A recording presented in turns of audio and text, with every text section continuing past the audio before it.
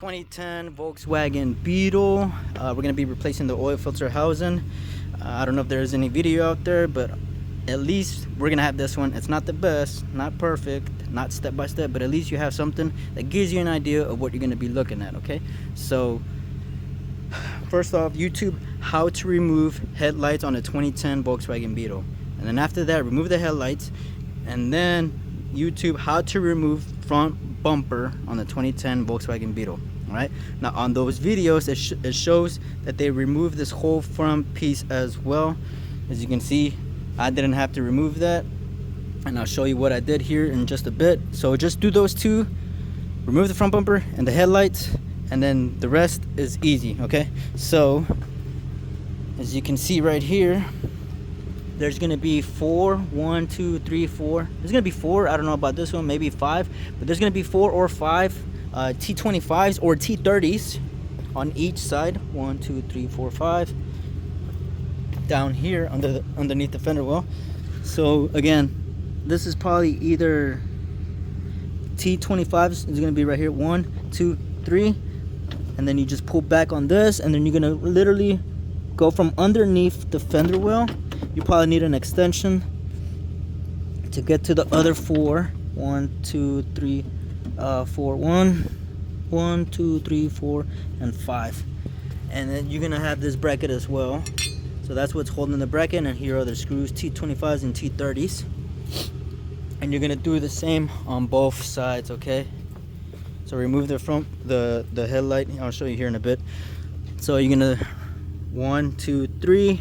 And then you just pull back on this, and then underneath you'll have 4 or 5 that are holding the rest of this bumper. And then this should be able to come out after you remove the headlights, of course, because it just makes it more simple and lets you know what you're looking at. So to remove the headlight, if you haven't YouTubed it, like I said, you see that right there? That is a 5mm, and just rotate it to the arrow. You see it's pointing the arrow to the right to unlock it. So what you're gonna do is unlock it, right? And then look at the headlight as you're rotating it to the direction that unlocks it. You're gonna see the headlight pushing slightly out. After you do that, you're gonna see, you see this right here? Oh man, it's like a little metal bar right there. This right here, that right there that I'm pointing, that silver. You got the silver here, rubber here, and then right here, this metal. You'll be able to see what I'm talking about once you're looking at it in your own car right there. So you're just gonna push down on that, and that's basically gonna release these this, as you can see. You see that right here? So this is the lock-in mechanism. That's what holds it. That's what whenever you put it in the back, it clicks, and then you just go ahead and rotate it to the right, or the direction that it's telling you to the right, to lock it. And that's how you remove the headlights. You can see the connector that stays there. That's how you remove the headlights. And this one, you don't have to remove the battery. It's literally right there. You can see it. Grab an extension and a 5mm socket. Remove that. Remove both headlights, and then the front bumper, like how I showed you, on the side of the fender wheel. And then underneath, you're gonna have to sneak and get an extension down there. And then you got the headlights and some bulbs. So this one you just counterclockwise, and then you pull, and then this one you just pull out. As you can see right here, that's where they go. Right here, the twist one, and over here is the one that you just pull out. So there's no twisting on that one. And then you do the same for this one. Just counterclockwise, and then pull, and then this one you just pull out. And to put it back in, you just push it back in. So you do that first, and then you remove the whole front bumper. Move that out of the way. I know it's kind of hard because I'm not really showing you guys step by step. Like I said, just YouTube it, how to remove front bumper and headlights, and they will make sense. And then after that, you're gonna have this reinforcement bar right here. This whole metal bar, you're gonna have this, and then you're gonna have let's see, 2, 4, 6, 7, 8, 9, I believe 9 or 10, whatever. 13mm that's holding right here, as you can see. And then down there right there on each side, and this is where it goes. So right here, so you're gonna have 1, 2, 3, 4, 5, I believe right here. So yeah, there's gonna be 10, probably 9 or 10 total, 13 millimeters. And then you're also gonna have this little line right here in between the reinforcement bar. So just sneak it out and then pull out. You're gonna have to kind of angle it to move this out of the way, because it's gonna be like inside the reinforcement bar for some reason, because it holds this gets bolted somewhere here. So you're gonna see this line inside the reinforcement bar. So you just twist, not twist, but angle it, and then you just move it out the way, and it should come right off. So you remove that reinforcement bar, that's out of the way, and then you're gonna have this, okay? So you're gonna have 2 AC lines that you're gonna have to remove. So you evacuate the system, and here they are, low and the high, 134. Mine was 0.71 kilograms. You can, that's how much it had. But right here it says how much it takes. Well, it should say 700 grams. Whatever. But I took out 71 kilograms, and then you could just do the little not transfer, but the calculation to pounds or whatever weight you're doing. So you're gonna have, so evacuate the AC, have a professional do it for you, and you're gonna have 2 AC lines. This one, as you can see right here, goes right here, right? And this is a H6, so it's a hex, okay, size 6. So you're gonna remove that one that goes right here, and then there's another one that goes back here on the right side. That one right there. So you could lift it up, and then you could do it from underneath. Okay, now this one didn't have a skid plate under, an engine cover underneath. So I mean, not hopefully, but you probably have to remove the skid plate from underneath to be able to remove the front bumper or to access the bottom. This one didn't have it, but if yours has it, remove that first as well, and that's where that line goes. Remember, remove your AC first, and then have an engine and a coolant, because you will have to be draining the coolant.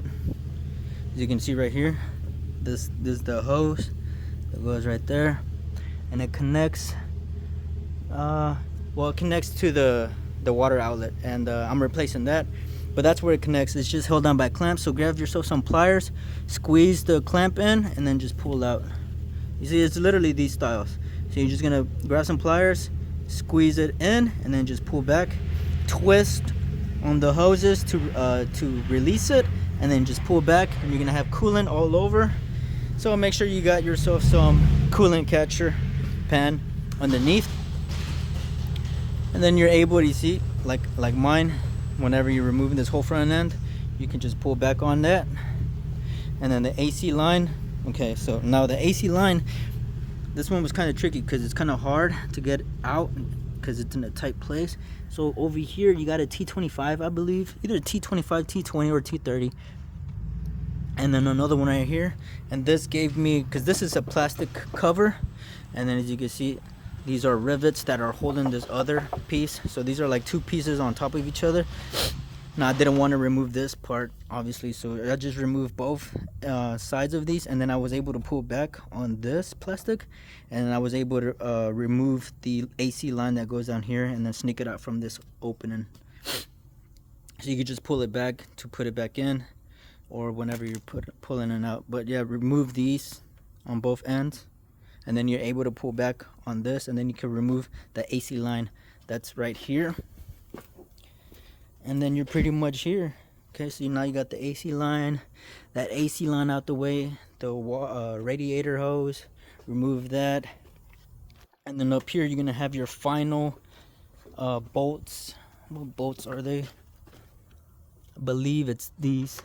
Okay, so it's gonna be 13s, another 13 that are holding the top.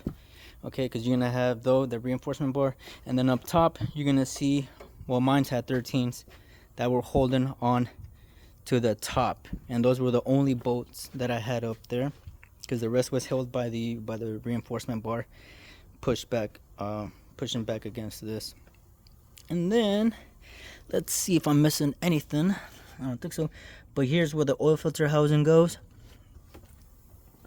So if you don't know how many screws, just look at your oil, your part. So this one had right here the silver. So we're counting the silver parts: 1, 2, 3, 4, and then 5. So this one had 5. That's not that one.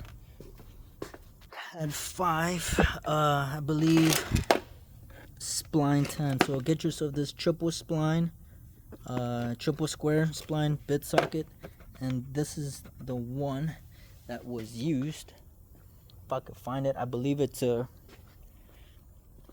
triple square 10. It's a size 10. If I can find it.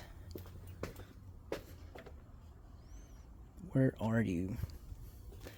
I'm usually organized. This is so embarrassing. I believe it's a 10. Okay. Let's see. M9. And then this one should be M14. So this should be an M10. I don't know where it's at, guys, but do get that one, the triple square socket set, and it should be the M10. What the? It should be the M10. Oh, okay, I know where it's at.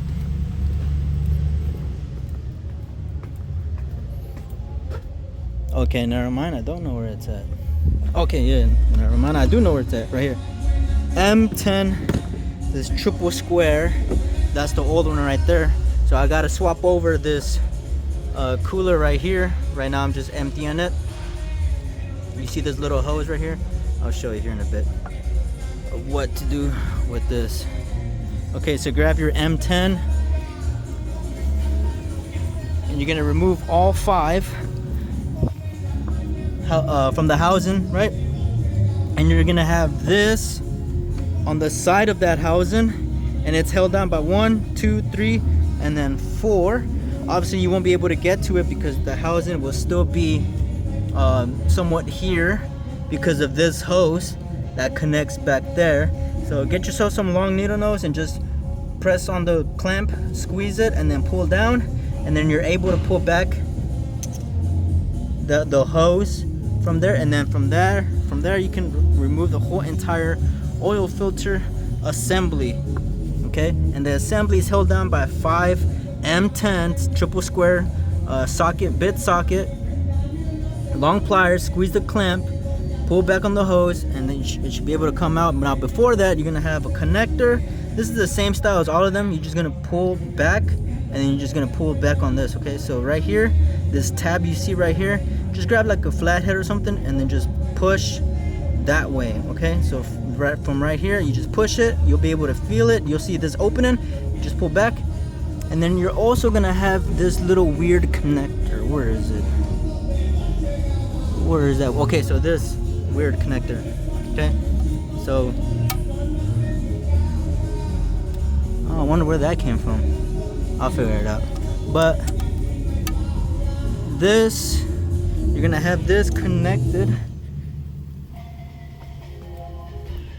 to here. Okay, as you can see right there. So that's where this goes. You'll see this little weird thing. So what I did was grab like a flathead, and then I just pried it to open it. Okay, so I opened this, I expanded, and then I was just pulling it back on one side, and then I went all the way around for each side. It's 4 sides.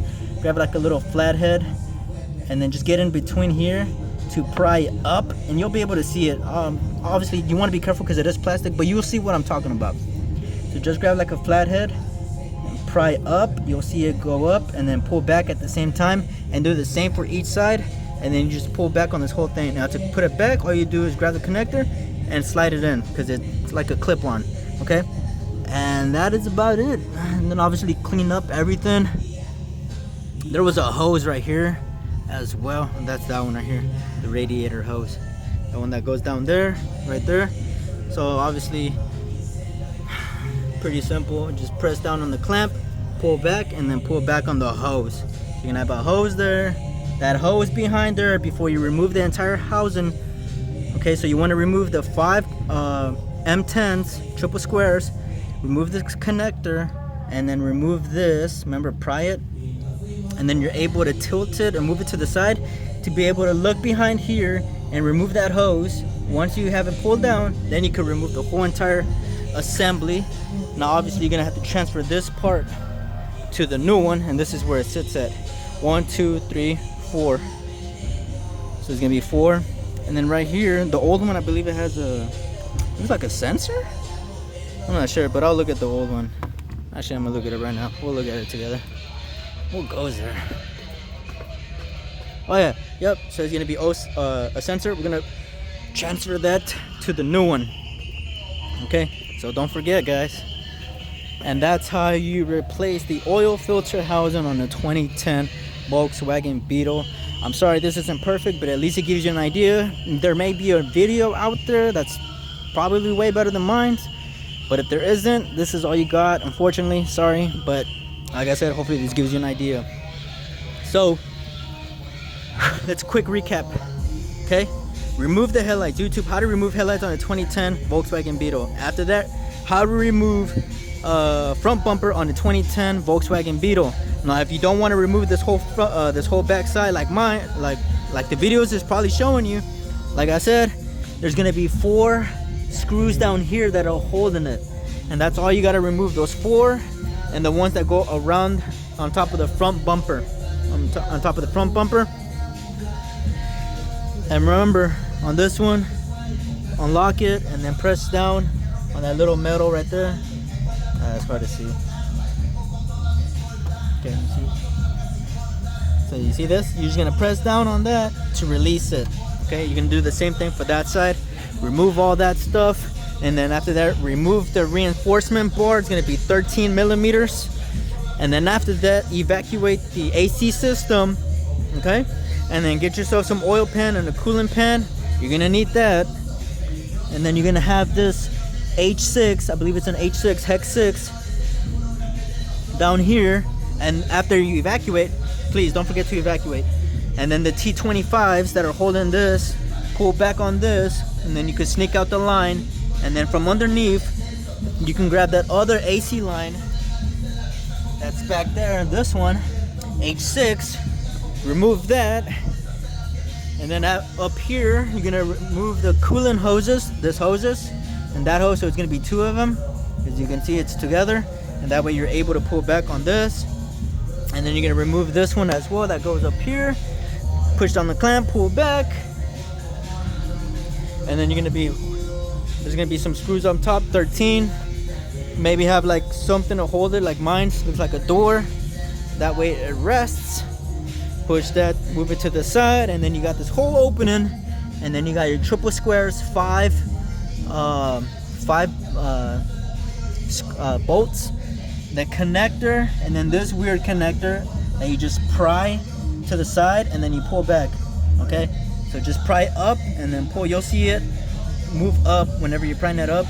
Do it slightly, not too hard, and then just pull back and then go around all the way around. And then once you have that, you're able to move the whole filter housing, and then come back here with long pliers to remove this hose back here, and then you can remove the whole oil filter housing. Transfer your parts. Okay, new seals, transfer your parts, and then you should be able to go back in. Not bad, right?